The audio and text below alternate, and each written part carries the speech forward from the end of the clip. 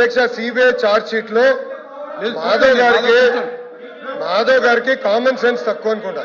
CBI report లో చాలా స్పష్టంగా కల్తీ జరిగింది అని వచ్చింది. వైవి సుబ్బారెడ్డి గారు కల్తీ జరిగిందని వచ్చింది చెప్పమనండి. రెండోది ఈరోజు ఏమంటున్నారు అధ్యక్ష వీళ్ళు తెలియపోవచ్చు. ఇప్పుడు మార్కెట్ ప్రైస్ పెరిగింది. నెయ్యి కల్తీ చేసి నెయ్యి సప్లై చేయమంటారా 300 రూపాయలకి?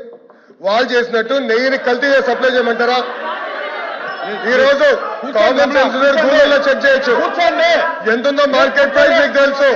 కావాలని ఆరోపణలు చేశాను మీరున్నారు ఇక్కడ. మళ్ళీ చెప్తున్నా నేను మాకు కానీ మా కుటుంబం కానీ అపారమైన గౌరవం దేవుడు అంటే. మేము ఏనాడు మాకు రైట్ ఉన్నా ముఖద్వారం నుంచి నడవాలా, క్యూ కాంప్లెక్స్ నుంచి వెళ్ళిన ఘనత మాది. మీ నాయకుడు కనీసం సంతకం పెట్టాల. మీరే మారుతారు మీరే మారుతారు మీరే మారుతారు మీరే మారుతారా?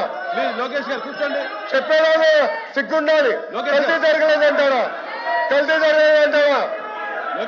దేవుడు వదిలిపెట్టాడు. మాధవునికి చెప్తున్నా దేవుడు మిమ్మల్ని వదిలిపెట్టాడు. టైం అంటే వేసుకో బ్రదర్.